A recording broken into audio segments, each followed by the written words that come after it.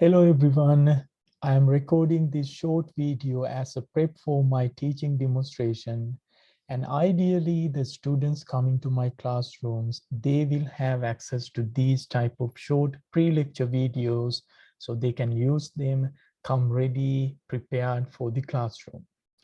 Okay, so in this lecture, I am going to focus in the process of generating electric currents with a magnetic field that we call the electromagnetic induction.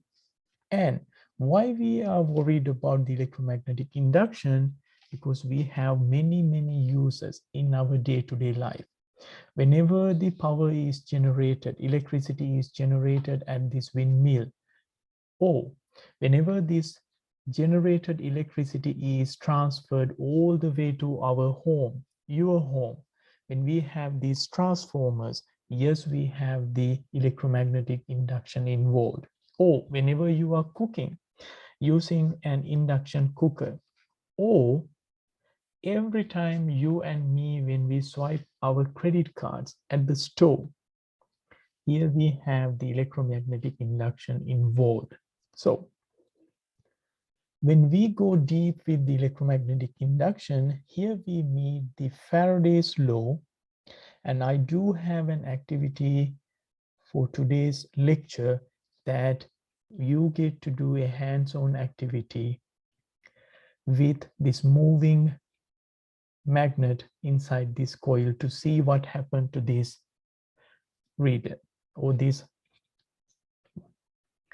And why it is important? Because Faraday's law is connecting all the ideas we learned earlier, the electric fields and the magnetic fields. So now, before I start the lecture, I want you to remind what happened earlier.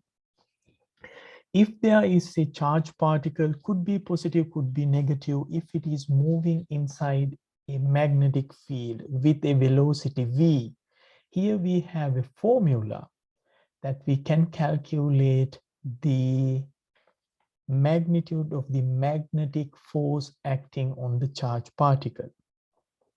And we can use the three fingers in our right hand, similar to this guy, to get the direction of the force acting on a positive charge. If the charge is negative, still use the right hand rule, take the opposite direction.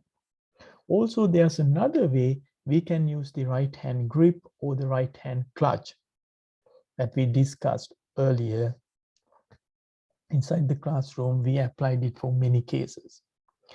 And also we will need, what if there is a current carrying wire inside the magnetic field? Not just one charged particle, many charged particles flowing inside this magnetic field.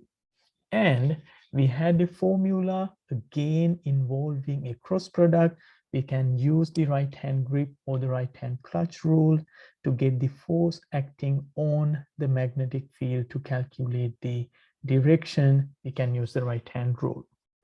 And since we have currents involved, if there is a complete circuit, if there are currents involved and the resistors involved, yes, we can keep using our familiar Ohm's law and everything associated with that. We can talk about the energy and the power in these electric circuits. So I hope to see you soon in the lecture.